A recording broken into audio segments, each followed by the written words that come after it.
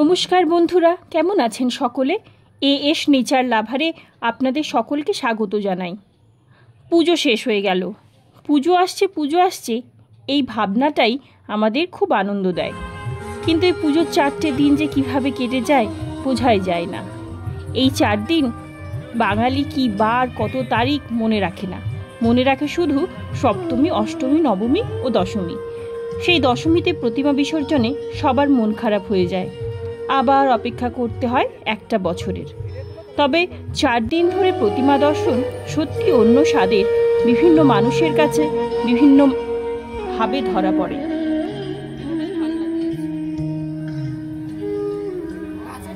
এখন চারিদিকে শুধুই থিম পুজো। কার প্যান্ডেল কত ভালো হবে বা কোন প্রতিমা সেরা হবে তাই নিয়ে কম বেশি প্রতিযোগিতা যেন দিনের পর দিন বেড়েই চলেছে। সেই রকমই এক থিম পুজো যার চিন্তাভাবনা সম্পূর্ণ আলাদা মনে হয়েছে আমার চোখে, তারই কিছু অংশ এই ভিডিওতে তুলে ধরব।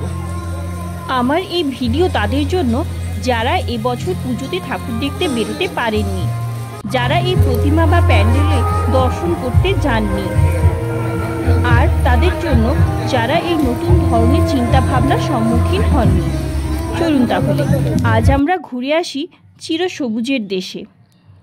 আমাদের এই ভিড়ের মাঝে মনে হয় যেন কোথাও সবুজ সতেজতা মিস করছি। চারিদিকে আলোর ঝলকানি, আর তার মাঝে এমন এক প্যান্ডেল ও প্রতিমা যা চিরসবুজময়।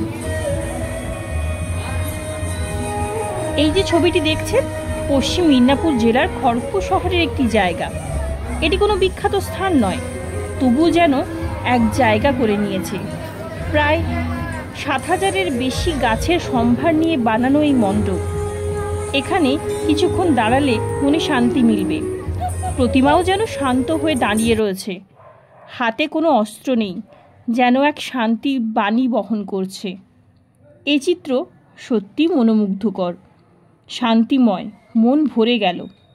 এরপর মনে হয় না আর কোনো প্যান্ডেল ভালো লাগবে।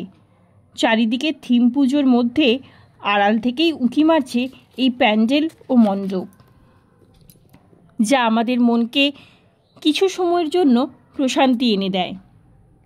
ঘরে বসে এই ভিডিও অবশ্যই দেখুন।